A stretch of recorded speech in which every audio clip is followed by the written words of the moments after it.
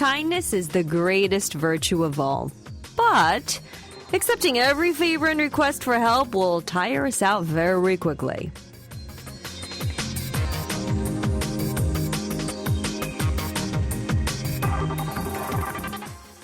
How good are you with saying no? I'm Angie Park, and I'll be right back after this song.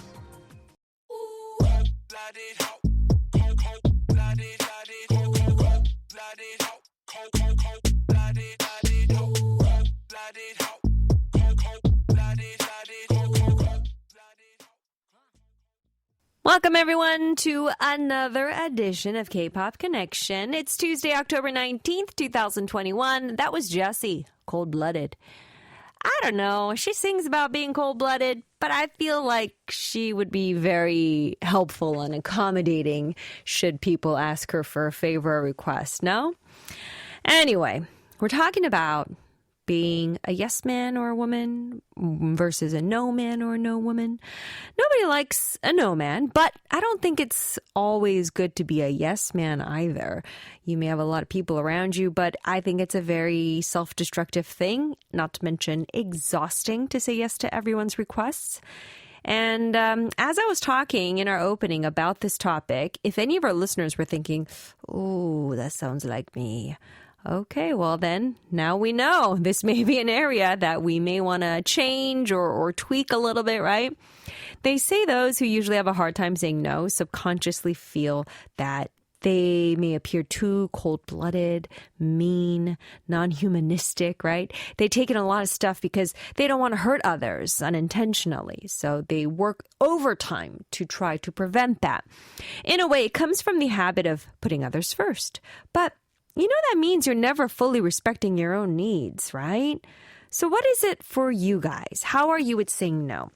For me, I would like to think I maintain a pretty healthy balance. I try to accommodate as best as I can, but I do work in a slight give and take manner. If it's somebody that never gives and I'm the only one giving, then I feel much more justified in saying no. But if this person is always trying to, work things out for me, then I'm going to do my best to work things out for them. But if it's detrimental to me, then I think I'm pretty comfortable with saying no. All in all, though, this is much easier said than done. And of course, there are the exceptions as well. Maybe you have no problem saying no, except to one person, right? But I think saying no, it is integral. So much so that if you consider yourself pretty bad at rejecting people or rejecting things, maybe it might be best for you and the people around you to start practicing this skill. Because the people around you need to practice getting declined as well. If you always said yes, and the first time you say no to them, it will be a little bit of a shocker for them. So maybe practicing on their part as well is important. Let's start this practice together by starting with this song. Here is 장기하와 얼굴들, Kia and the Faces with 거절할 거야. I'll say no.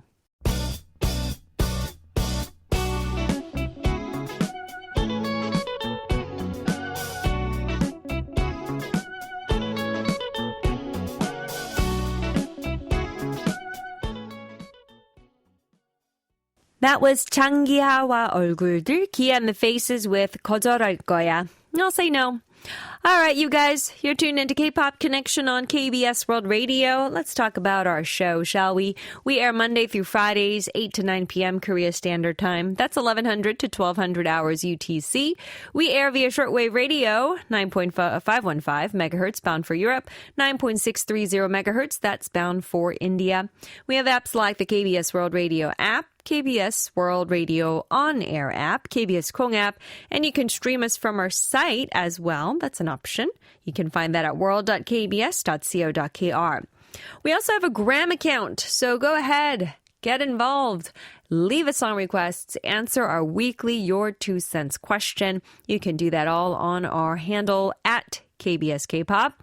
And if you tune in to us via a podcast platform, our podcast version of the show, we don't play the full version of the songs, copyright stuff, technicalities, complications, but you can still join us for the fun chat.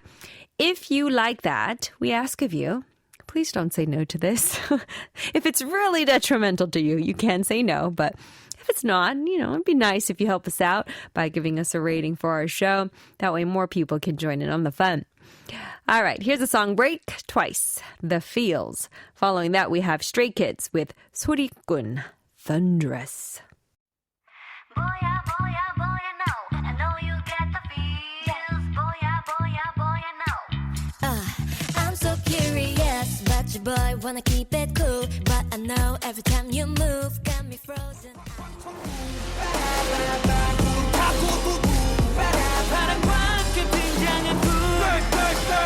Man, I'm not sorry, I'm dead. Keep on talking, we don't play by the rules.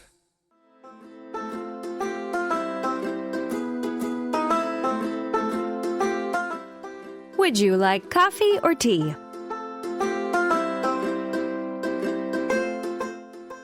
This is a daily segment where we have a chit-chat. Let's refuel or wind down together, talking about anything and everything that sparks a conversation. A pair of statues from a British garden initially were believed to be 18th century replicas of Egyptian artifacts.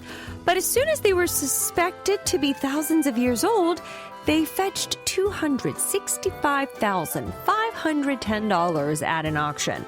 A couple moving out of their home in England contacted the auction house to sell off these items from the home that they were vacating, and among them were a pair of Sphinx statues that had spent 15 years in the couple's garden. The couple said the statues were purchased from another auction for a few $100s and were believed to be 18th century replicas of ancient Egyptian artifacts. The auctioneer at the auction house only naturally didn't question the couple's appraisal of the statue's origins and expected them to sell for, like a few $100s as well. That is, until the auction started to skyrocket as prospective buyers suggested that the statues could be actual Egyptian items dating thousands of years. In the end, the statues ended up being sold for a final price of $265,510 to an international art gallery. That is a few 100,000 Korean won, or dollars, that is, jumping to 314 million Korean won. So once again, few 100,000 Korean won, jumping to 314 million Korean won. Fortunately, the gallery owner's examinations of the statues determined that they were indeed authentic Egyptian artifacts, thousands of years old and very much genuine. Work is now being done to try to determine exactly when the items date from.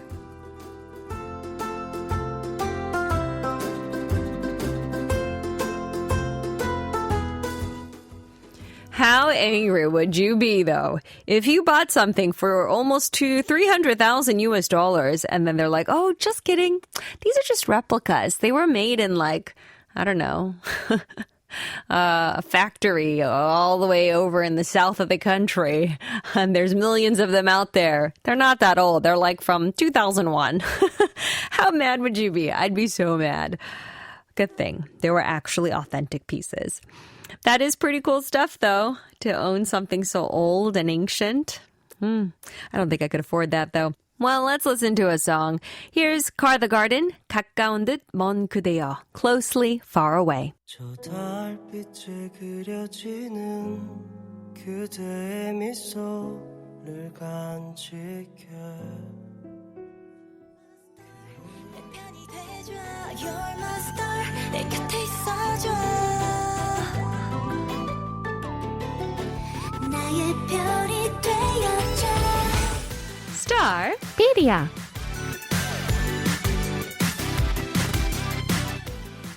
Welcome, everyone, to our Tuesday segment, Starpedia. We talk about one particular artist in detail with Lena, and we've already set up the stage for this week from last week. First of all, let's welcome Lena. Hi, Lena. Hello, everyone. Happy Tuesday. Happy Tuesday. Like I said, this is sort of like one big sesh, continuing on from last week. Because she's such a big presence, I think, in the entertainment industry. Not only is she a talented singer, songwriter, she acts and really well. Yeah, you keep saying that from last week. Because there was a point when I won't name which TV drama it was, but the air in which the press was asking these questions to Lee Ji-eun, the actress, it was very judgmental. And you can see just in the entertainment reporter's eyes, like, let's see how good you are. And that's just what happens when you make these transitions. I mean, off the air, we were talking about James Bond when Daniel Craig first was named 007. People didn't like it. They really didn't like it. It was so bad that previous Bonds had to come forward and say, kind of create like a force field around Daniel Craig and say, no, endorse. he's good. Yeah, sometimes you need a little convincing. Oh, but can you imagine? That must be like a real strong fraternity. Yeah. Previous Bond. The Bond Club? Oh, how fun is that? Wait, I want to be part of the Bond Club. Just a fly on the wall. Do you think they get together and like golf? Golf? Okay, I don't know what Bonds do. Anyway, but okay, I didn't get a chance to ask you this last week. What is your favorite IU acting project and favorite IU song? Oh, favorite IU song is a little bit more difficult. Yeah, that's hard. But I'm going to go with 반편지 just because I was so blown away when I first heard it. 금요일에 만나요. I love that I song. love that Meet you on a song. Friday? Is that the I translation? think just Friday is the title. Yeah, and so that's a fun, pretty song. Acting, I no doubt, my Mr. Naya Oh, 아저씨. yeah. It just, I don't want to spoil it for you, even though it's been around for years now. I think I got into episode 1 and I couldn't, I didn't finish it. And then it just took too long of a break that I couldn't get, started into it. But I will say, she like nailed it. Yeah. That role from Yeah. episode 1. Yeah, so it's actually, to be fair, it's kind of a slow start. So when I first watched, I thought, this is not my cup of tea. It's a little dark. It's kind of gloomy. I mean, it's not about like a fabulous life. It's about a pretty dark life and trying to power through it. And so it's hard at first. And then it gets real good. Yeah, I do want to watch it again. I hear so many good things about it. All right, what about you? What is your favorite IU song? Friday was one of my favorites. Yeah. But now that she's had so many since, Yeah. I kind of... I should have done a tally. How many IU songs are there, including the collaborations? I really liked Sumer's Head as one of her more upbeat ones. Ooh, Beepy.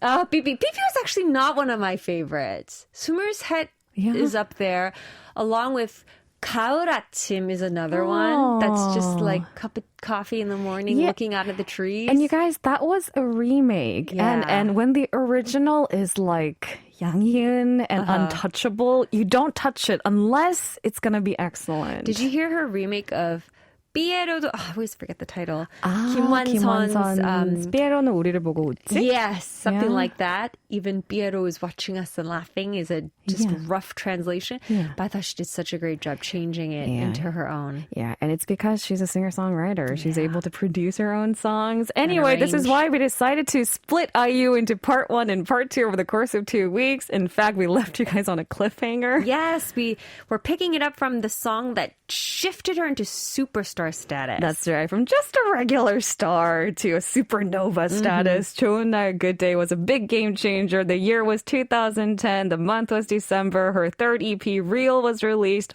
She returned with Kim and composer Lee Min-soo for the song 잔소리 nagging. So those are kind of like back-to-back successes, I think.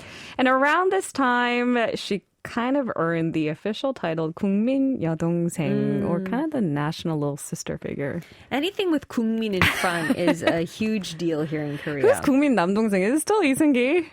Wasn't 여진구 once at one point? Oh, but isn't he kind of unofficially a little brother who sounds like an older brother? And he's not really little anymore. No, it was Park Bo-gum for a while.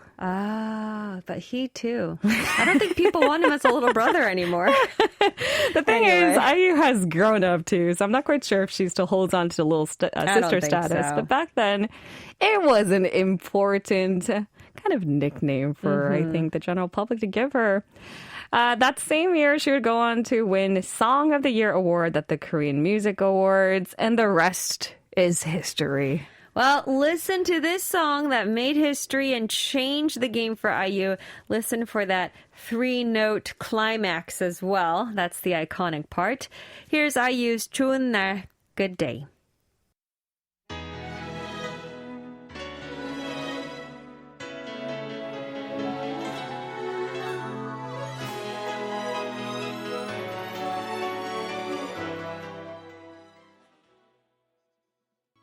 That was IU's 좋은 날, good day. It does put me in a good mood. So maybe the job is done. I think that's what the song was intended to do, right? Yeah. Turn around the bad day.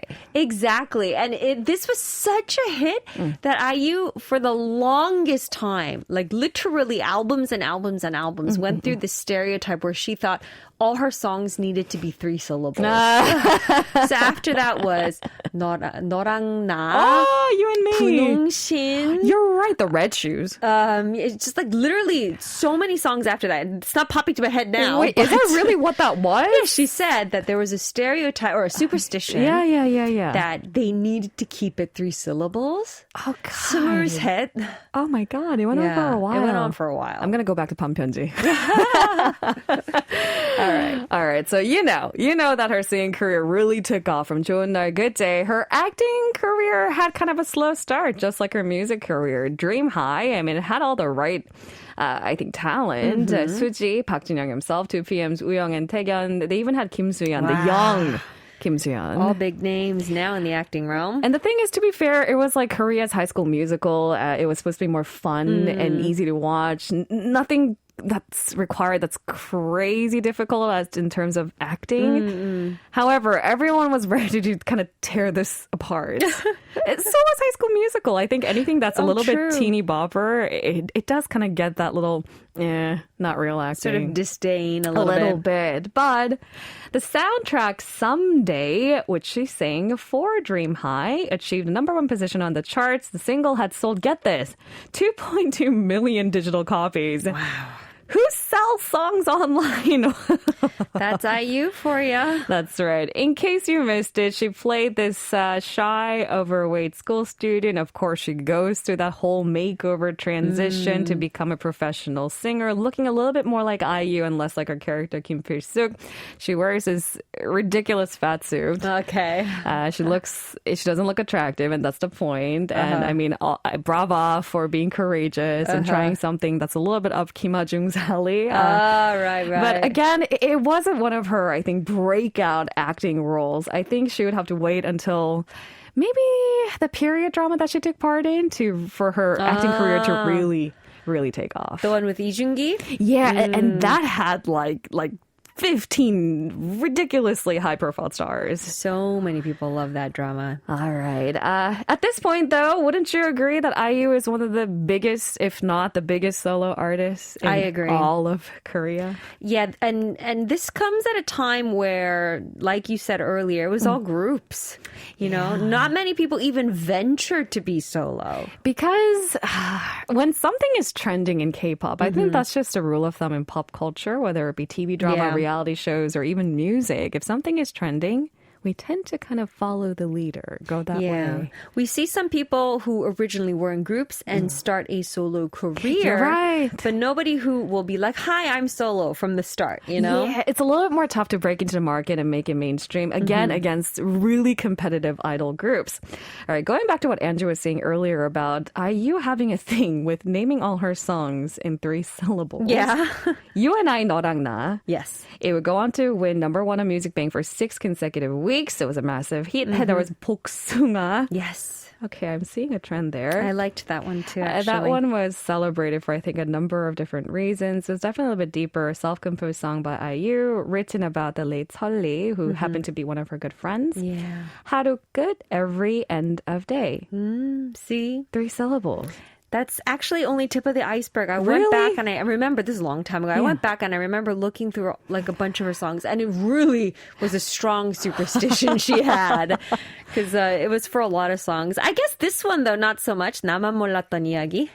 All right. That one kind of got away. Yeah. I mean, she took a risk there. I really liked that song, though, but it was sort of back to the gloomy, darker IU. The literal translation is the story that only I didn't know, but English title is Only I Didn't Know. But yes, that was a good one, too.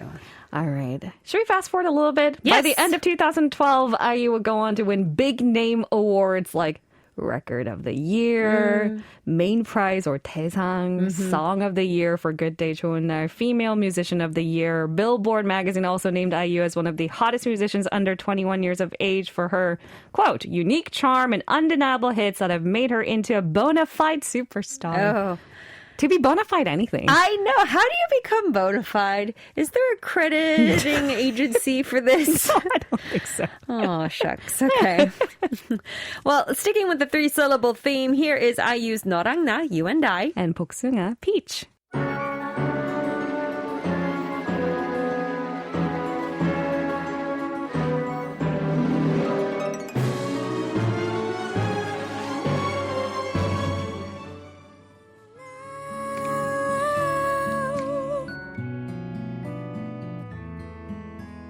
자꾸 맘이 갔네 나 정말 미치겠네.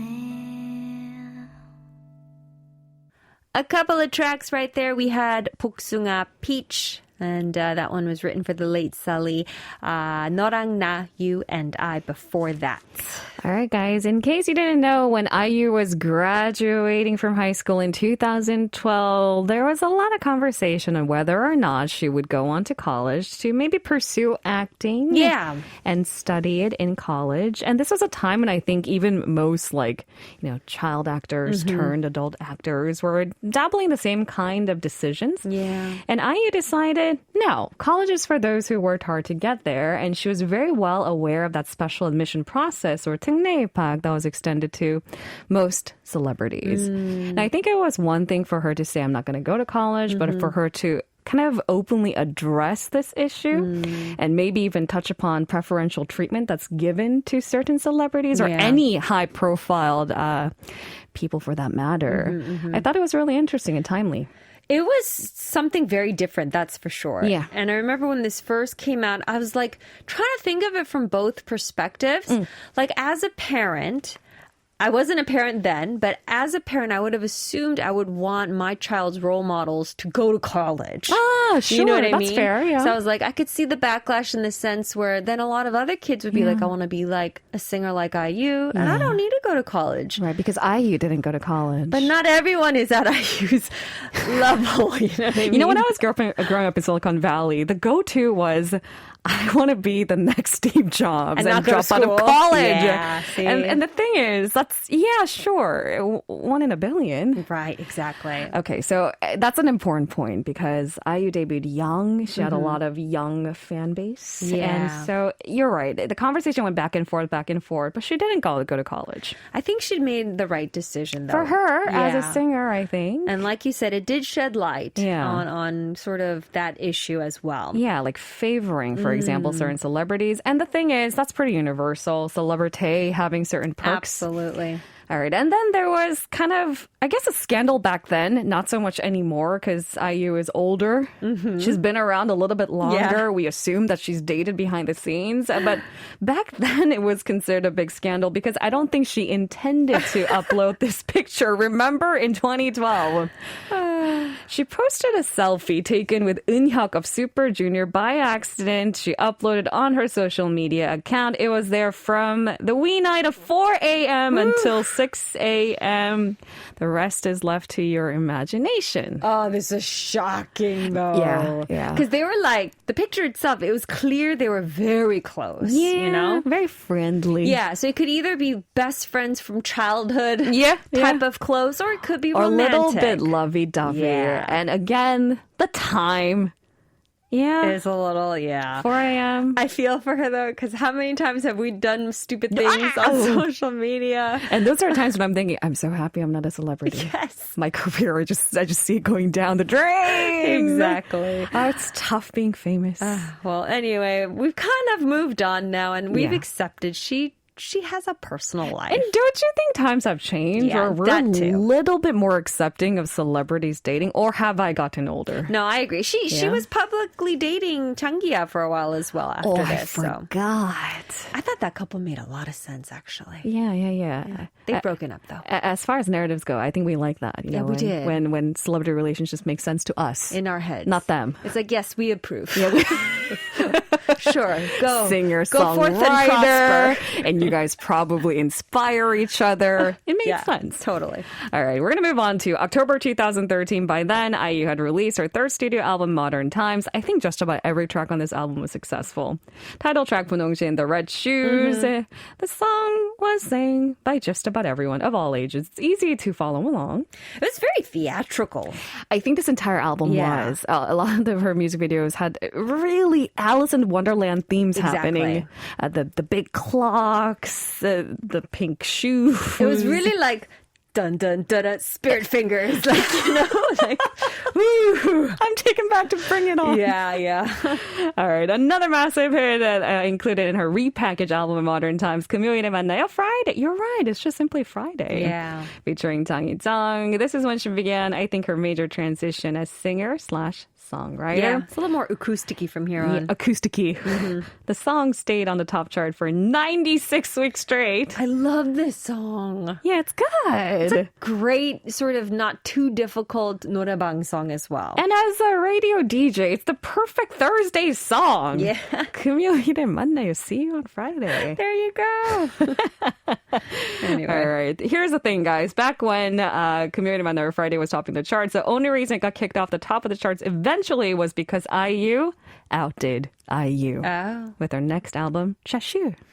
Yeah, see, she really does like Alice in Wonderland. Yeah, that worked for her for a long time. I think kind of it's like fairy tale, dreamy concept. It's funny because she hated the marshmallow concept, and I think that's a little bit fairy tale right. too. But Alice in Wonderland, it does have a little bit more of a quirky. You're right. It's weird in a wonderful way, and it's dark with just the right amount of fantasy. Exactly. Haha. Perfect for her.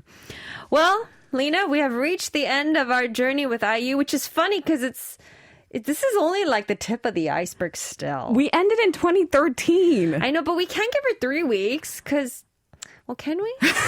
We'll think about it. But I don't think we can. I don't know. Our producer and writer will be the judge of this. But Lena, I was told that this is all as far as we go. That's fine. The rest, look for it in the charts, guys. Good songs. All right. Thanks so much, Lena. We will... Oh, man, it would have been so perfect if I saw you on Fridays. I know, right? 금요일에 만나요. But bye, everyone. 화요일에 만나요. See you next Tuesday. Let's end her out with IU's 분홍신, The Red Shoes, and then the one featuring Yang Hee-jung, 금요일에 만나요, Friday.